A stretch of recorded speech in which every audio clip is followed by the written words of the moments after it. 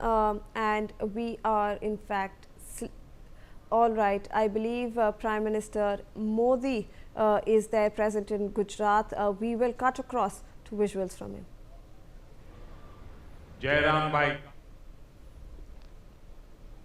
संसद के मेरे पुराने साथी मनसुख भाई वसावा, मंच पर उपस्थित भगवान बिरसा मुंडा के परिवार के सभी सदस्यगण, देश के कोने कोने से इस कार्यक्रम का हिस्सा बन रहे मेरे आदिवासी भाई बहन, अन्य सब महानुभाव और देश के अनेक कार्यक्रम इस समय चल रहे हैं। अनेक लोग हमारे साथ टेक्नोलॉजी से जुड़े हुए हैं। गवर्नर श्री हैं, मुख्यमंत्री हैं, मंत्री हैं। मैं उनको भी जनजातीय गौरव दिवस की बहुत बहुत शुभकामनाएं देता हूं।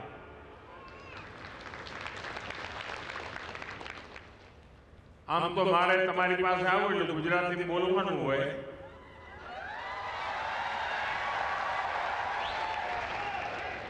પણ અત્યારે સમગ્ર દેશના લોકો આપણા કાર્યક્રમમાં જોડાયેલા છે, એટલે તમારા બધાના આશીર્વાદ અને અનુમતિથી હવે મારે વાત હિન્દીમાં જ કરવી પડશે। मां नर्मदा की ये पावन धरती आज एक और ऐतिहासिक आयोजन की साक्षी बन रही है। अभी 31 अक्टूबर को हमने यहां सरदार पटेल की 150वीं जयंती मनाई।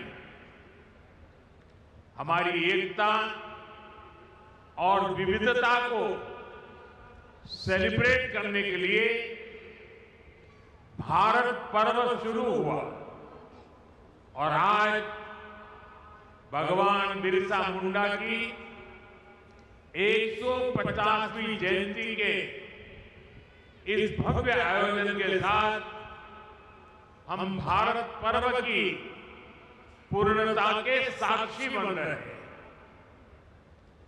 मैं इस पावन अवसर पर भगवान बिरसा मुंडा को प्रणाम करता हूं। आजादी के आंदोलन में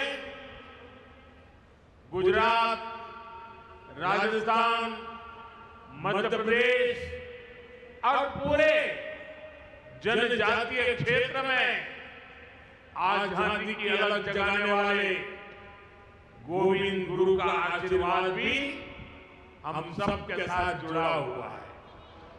मैं इस मन से गोविंद गुरु को भी प्रणाम करता हूं। अभी कुछ देर पहले मुझे देव मोगरा माता के दर्शन का भी सौभाग्य प्राप्त हुआ।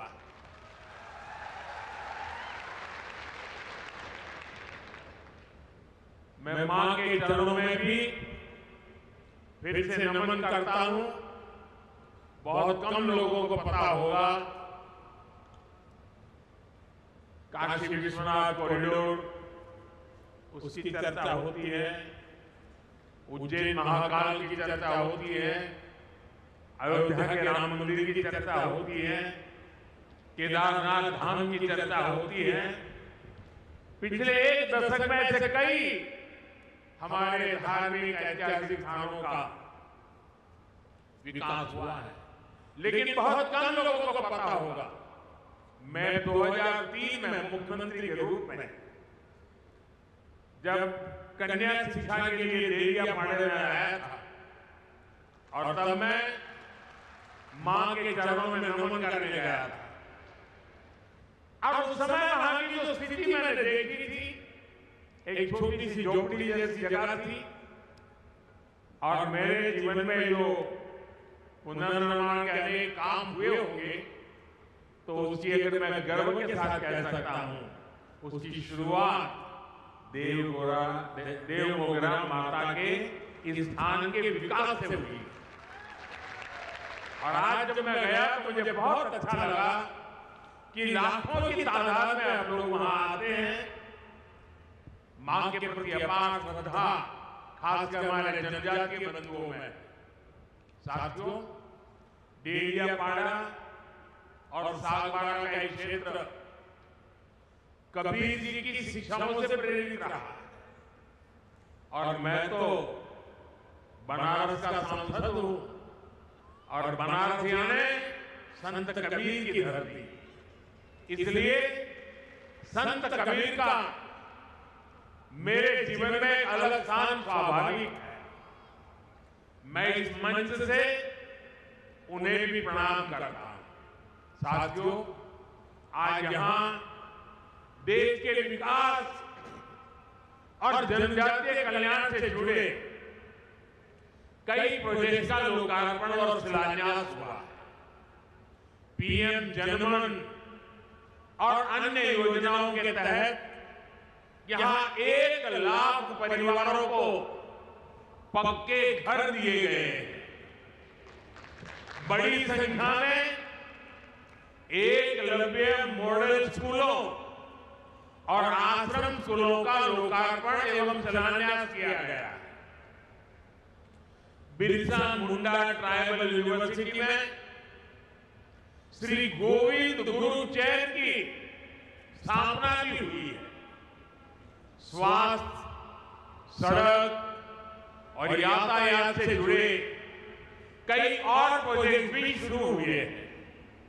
मैं सभी विकास कार्यों के लिए, सेवा कार्यों के लिए, कल्याण योजनाओं के लिए आप सभी को विशेष करके गुजरात के और देश के मेरे जनजातीय परिवारों को बहुत बहुत बधाई देता हूं।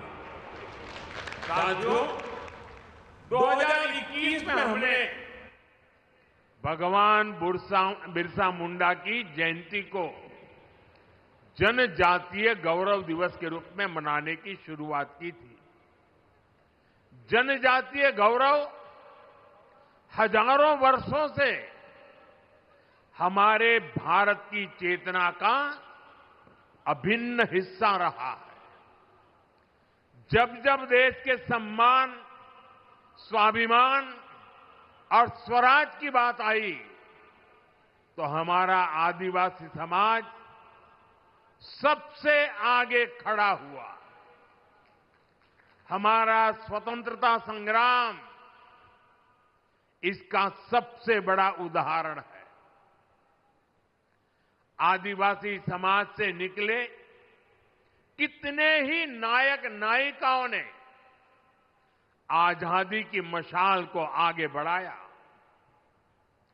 तिलका मांझी, रानी गाइदिन्ल्यू, सीधो कान्हो, भैरव मुर्मू, बुद्धो भगत, जनजातीय समाज को प्रेरणा देने वाले अल्लूरी सीताराम राजू, इसी तरह मध्य प्रदेश के तात्या भील, छत्तीसगढ़ के वीर नारायण सिंह, झारखंड के तेलंगा खड़िया, असम के रूपचंद कंवर और ओडिशा के लक्ष्मण नायक, ऐसे कितने ही वीरों ने आजादी के लिए अपार त्याग किया, संघर्ष किया, जीवन भर अंग्रेजों को चैन से बैठने नहीं दिया। आदिवासी समाज ने अनगिनत क्रांतियों की आजादी के लिए अपना लहू बहाया। साथियों, यहां गुजरात में भी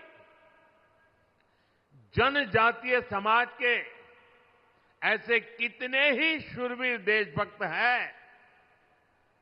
गोविंद गुरु, जिन्होंने भगत आंदोलन का नेतृत्व किया, राजा रूपसिंह नायक, जिन्होंने पंचमहाल में ब्रिटिश सरकार के खिलाफ लंबी लड़ाई लड़ी, मोतीलाल तेजावत, जिन्होंने एक ही आंदोलन चलाया और अगर आप पाल चितरिया जाएंगे तो सैकड़ों आदिवासियों की शहादत का वहां स्मारक है।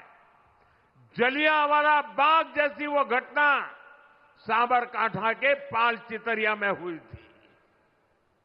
हमारी दसरीबेन चौधरी, जिन्होंने गांधी जी के सिद्धांतों को आदिवासी समाज तक पहुंचाया।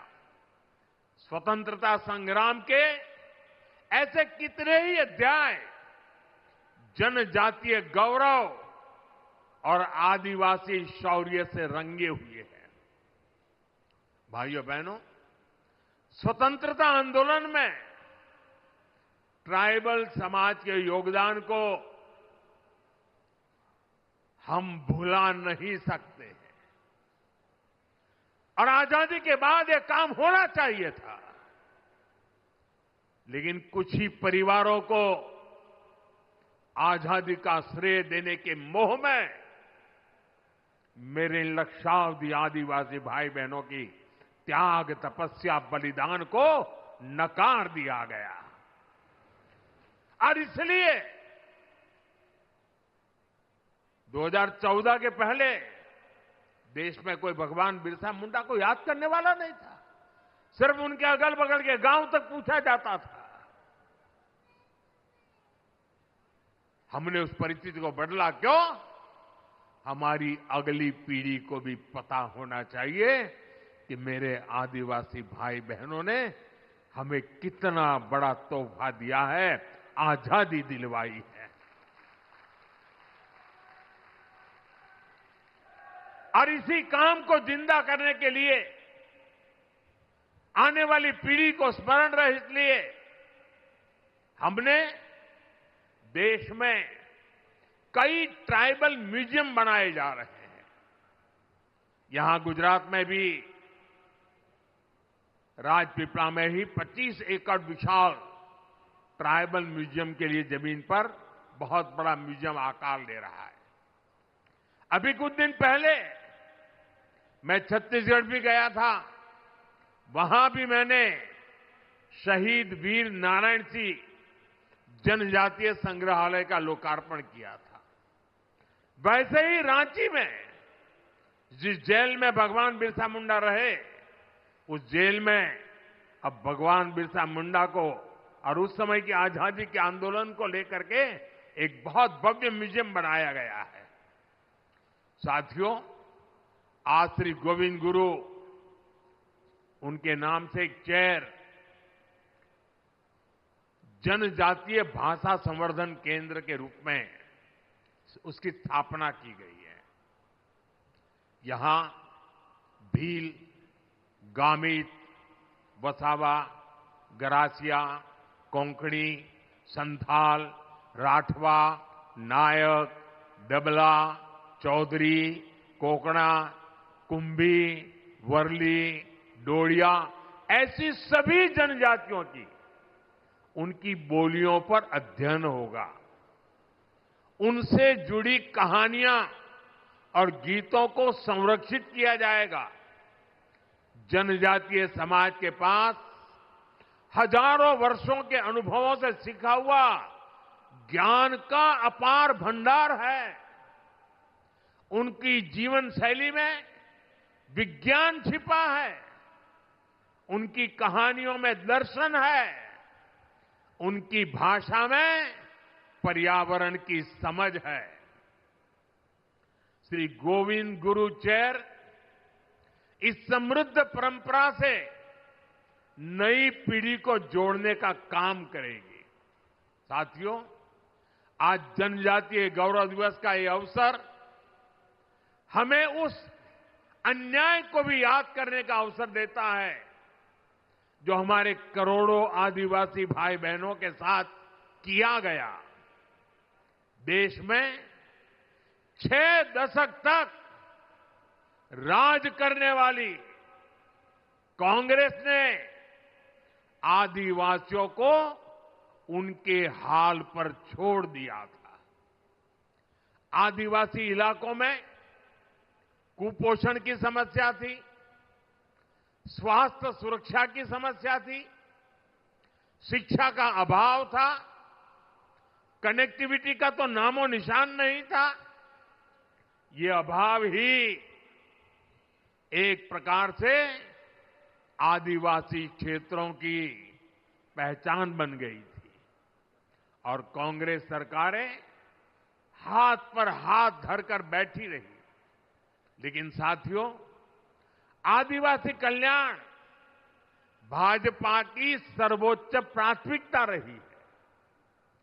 हम हमेशा इस संकल्प को लेकर चले कि हम आदिवासियों के साथ हो रहे अन्याय को समाप्त करेंगे, उन तक विकास का लाभ पहुंचाएंगे। देश को आजाद तो 1947 में हो गया था। आदिवासी समाज तो भगवान राम के साथ भी जुड़ा हुआ है, इतना पुराना है। लेकिन 6-6 दशक तक राज करने वालों को पता ही नहीं था कि इतना बड़ा आदिवासी समाज के विकास के लिए कुछ करने की जरूरत है। साथियों, जब पहली बार अटल बिहारी वाजपेयी प्रधानमंत्री बने, भाजपा की सरकार बनी, तब देश में पहली बार जनजातीय समाज के लिए एक अलग मंत्रालय का गठन किया था। उसके पहले नहीं किया गया। लेकिन अटल जी की सरकार के बाद 10 साल जो कांग्रेस को फिर से काम करने का मौका मिला, तो उन्होंने इस मंत्रालय की उपेक्षा की, पूरी तरह भुला दिया गया। आप कल्पना कर सकते हैं, 2013 में कांग्रेस ने जनजातीय कल्याण के लिए कुछ हजार रुपए की योजना बनाई। कुछ हजार रुपए, एक जिले में 1000 रुपए से काम नहीं होता है। हमारी सरकार आने के बाद हमने बहुत बड़ी वृद्धि की, उसके हितों की चिंता की, हमने मंत्रालय के बजट को बढ़ाया और आज जनजातीय मंत्रालय का बजट अनेक गुना बढ़ा करके हमने आज जनजातीय क्षेत्रों के विकास का बीड़ा उठाया है। शिक्षा हो, स्वास्थ्य हो, कनेक्टिविटी हो, हर क्षेत्र में हम आगे बढ़ने का प्रयास कर रहे हैं। साथियों, एक समय यहां गुजरात में भी आदिवासी इलाकों में स्थिति बहुत अच्छी नहीं थी। हालात ये थी कि अंबाजी से उमरगांव तक पूरे आदिवासी पट्टे में एक भी साइंस स्ट्रीम की स्कूल तक नहीं थी। साइंस स्कूल नहीं थी। डेडियापाड़ा और सागबारा जैसे इलाकों में विद्यार्थियों को आगे पढ़ने का मौका नहीं मिल पाता था। मुझे याद है, जब मैं गुजरात का मुख्यमंत्री था तो मैंने यहां डेडियापाड़ा से ही कन्या केलवनी महोत्सव शुरू किया था। तब बहुत सारे बच्चे मुझसे मिलते थे और वो बच्चे बहुत सपने देखते थे, बहुत कुछ बनना चाहते थे। किसी को डॉक्टर बनने का मन था, कोई इंजीनियर बनना चाहता था, कोई साइंटिस्ट बनना चाहता था। मैं उन्हें समझाता था, शिक्षा ही इसका रास्ता है। आपके सपनों को पूरा करने में जो भी बाधाएं हैं उन्हें हम दूर करेंगे, मैं विश्वास देता था। साथियों, स्थितियों में बदलाव के लिए हमने दिन रात मेहनत की, उसी का परिणाम है आज गुजरात के आदिवासी पट्टे में। मैं जब मुख्यमंत्री बना उसके पहले जहां साइंस स्ट्रीम की स्कूल नहीं थी, आज उस आदिवासी पट्टे में 10,000 से ज्यादा स्कूल है। पिछले 2 दशकों में आदिवासी इलाका में 2 दर्जन साइंस कॉलेज, सिर्फ स्कूल नहीं, science college, commerce college, arts college बने हैं। भाजपा सरकार ने आदिवासी बच्चों के लिए सैकड़ों हॉस्टल तैयार किए। यहां गुजरात में 2 ट्राइबल यूनिवर्सिटी भी बनवाई। ऐसे ही प्रयासों से यहां भी बड़ा बदलाव आया है। 20 साल पहले जो बच्चे अपना सपना लेकर मुझसे मिलते थे, अब उनमें से कई डॉक्टर और इंजीनियर है, तो कोई रिसर्च फील्ड में काम कर रहा है। साथियों, आदिवासी बच्चों का भविष्य उज्जवल बनाने के लिए हम दिन रात काम कर रहे हैं। बीते 5-6 वर्षों में ही केंद्र सरकार ने देश में एकलव्य मॉडल आदिवासी स्कूलों के लिए 18,000 करोड़ रुपए से ज्यादा खर्च किए हैं। छात्राओं के लिए स्कूल में जरूरी सुविधाएं उपलब्ध कराई गई। इसका नतीजा ये है कि इन स्कूलों में एडमिशन लेने वाले ट्राइबल बच्चों की संख्या में 60% की वृद्धि हुई है। साथियों, आदिवासी युवाओं को जब अवसर मिलते हैं तो वो हर क्षेत्र में बुलंदी को छूने की ताकत रखते हैं। उनकी हिम्मत, उनकी मेहनत और उनकी काबिलियत, ये उन्हें परंपरा से मिले हुए, विरासत में मिले होते हैं। आज खेल जगत का उदाहरण सबके सामने है। दुनिया में तिरंगे की शान बढ़ाने में आदिवासी बेटे बेटियों ने बहुत बड़ा योगदान दिया है। अभी तक हम सब मैरी कॉम, थोनाकल गोपी, दुती चंद और भाईचुंग भूटिया जैसे खिलाड़ियों के नाम जानते थे। अब हर बड़ी प्रतियोगिता में ट्राइबल इलाकों से ऐसे ही नए नए खिलाड़ी निकल रहे हैं। अभी भारत की क्रिकेट टीम ने विमेन वर्ल्ड कप जीतकर इतिहास रचा है। उसमें भी हमारी एक जनजातीय समाज की बेटी ने अहम भूमिका निभाई है। हमारी सरकार आदिवासी इलाकों में नई प्रतिभाओं को तलाशने और उन्हें आगे बढ़ाने के लिए लगातार काम कर रही है। जनजातीय क्षेत्रों में स्पोर्ट्स फैसिलिटीज को भी बढ़ाया जा रहा है। साथियों, हमारी सरकार वंचित को वरीयता के विजन पर काम करती है।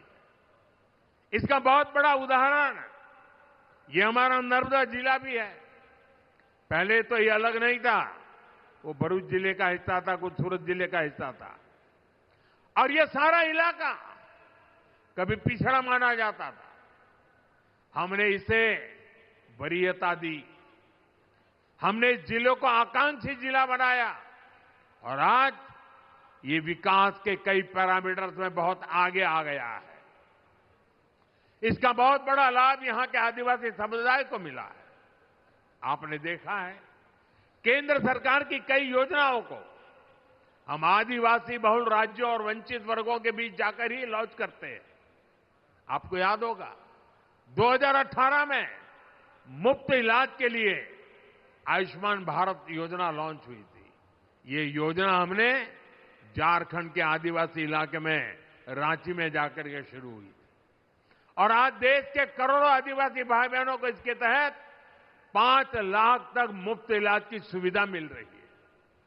सरकार ने आयुष्मान आरोग्य मंदिर की शुरुआत भी आदिवासी बहुल छत्तीसगढ़ से की थी। इसका भी बहुत बड़ा लाभ जनजातीय वर्ग को मिल रहा है। साथियों, आदिवासियों में भी जो सबसे पिछड़े आदिवासी हैं, हमारी सरकार उन्हें विशेष प्राथमिकता दे रही है। जिन क्षेत्रों में आजादी के इतने दशक बाद भी जहां न बिजली थी, न पानी पहुंचाने की व्यवस्था थी, न सड़क थी, न अस्पताल की सुविधा थी, इन इलाकों के विकास का विशेष अभियान चलाने के लिए हमने झारखंड के खूंटी से पीएम जनमन योजना शुरू की थी। भगवान बिरसा मुंडा के गांव में गया था। उस मिट्टी को माथे पर चढ़ा करके मैंने आदिवासियों के कल्याण के संकल्प लेकर के निकला हुआ इंसान हूं और देश का मैं पहला प्रधानमंत्री था जो भगवान बिरसा मुंडा के घर गया था। और आज भी भगवान बिरसा मुंडा के परिवारजनों के साथ मेरा उतना ही गहरा नाता रहा है। पीएम जनमन योजना पर 24,000 करोड़ रुपए खर्च किए जा रहे हैं।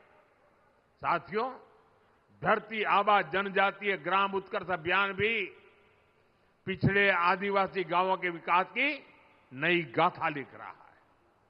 देश भर में अब तक 60,000 से अधिक गांव इस अभियान से जुड़ चुके हैं। इनमें से हजारों गांव ऐसे हैं जहां पहली बार पीने का पानी पाइपलाइन से पहुंचा है और सैकड़ों गांवों में टेलीमेडिसिन की सुविधा शुरू हुई है।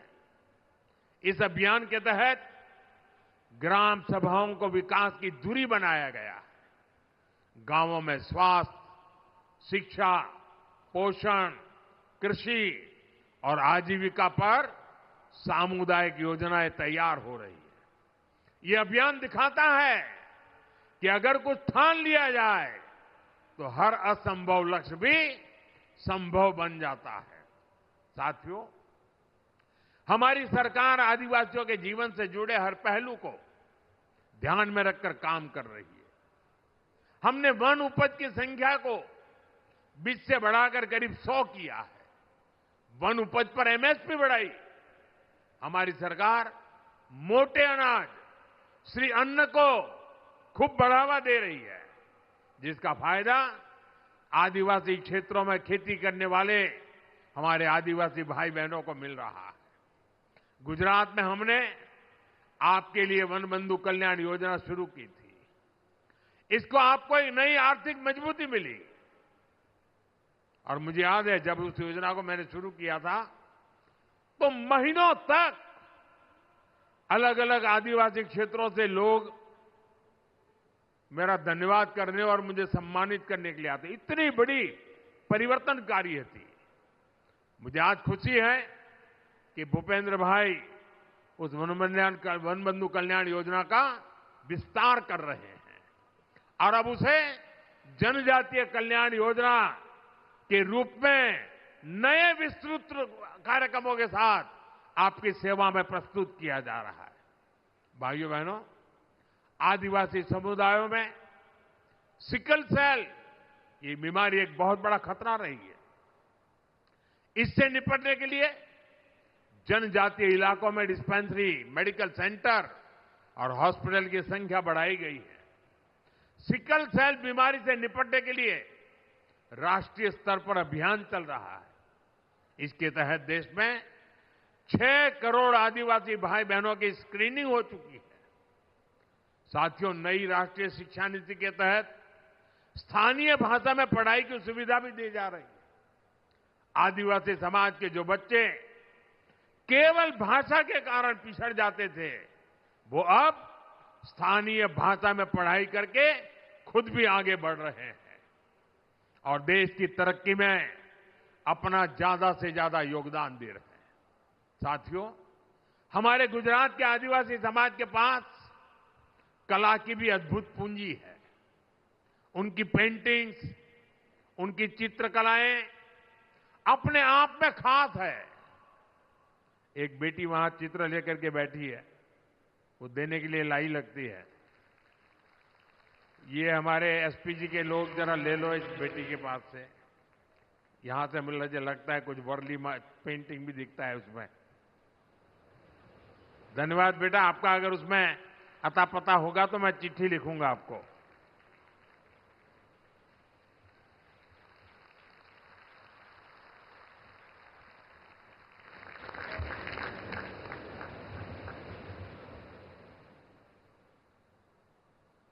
बहुत बहुत धन्यवाद बेटा।